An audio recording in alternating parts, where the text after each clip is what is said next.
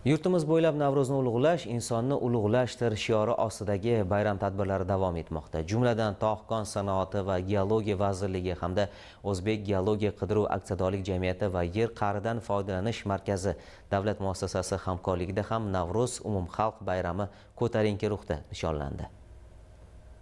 Bahor nafaqat tabiatning yangilanishi, balki yangi izlanishlar, yangi ekspeditsiyalar va yangi marralarni zabt etish davrining boshlanishidir. Shu bois bu fasl geologiya sohasida faoliyat yuritayotgan xodimlar uchun ham alohida ahamiyat kasb etadi. Ayni mavsumda geologlar uchun dala ishlari, qidiruv va tadqiqot jarayonlari yanada faollashadi. Shu munosabat bilan tashkil etilgan tadbirda Navro'zi olam munosib nishonlanib, kelgusidagi rejalar haqida suhbatlashildi.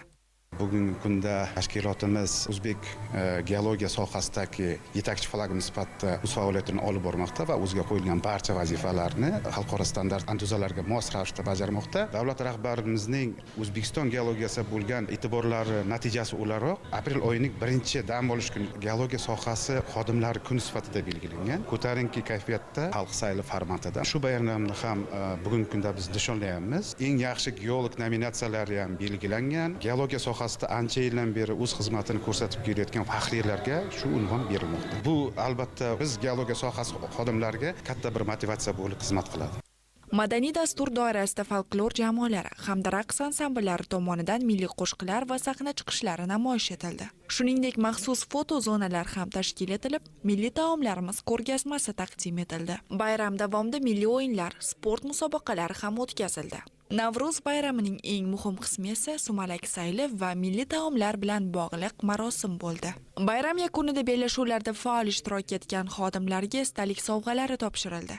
Davlat rahbarimizni 2020-yil 30-noyabrda qabul qilingan qarori bilan go'zallik va nafosat bayramini kasbiy bayramimiz bilan birgalikda nishonlaymiz. O'zbekiston Respublikasida xizmat ko'rsatgan geolog unvoni joriy qilingan. Bu avvalambor davlat rahbarimizni sohaga bergan e'tiborlari, geologlarimizni oldiga qo'yilgan maqsadlarni yanada jadallashtirib, ulkan zafarlarga erishishiga ko'mak beruvchi geologlarni yanada ruhlantiradi. Albatta, bu kabi tadbirlar nafaqat milliy qadriyatlarni targ'ib qilish, balki jamoada hamjihatlik, do'stlik va birdamlik muhitini mustahkamlashga xizmat qilishi bilan ahamiyatlidir.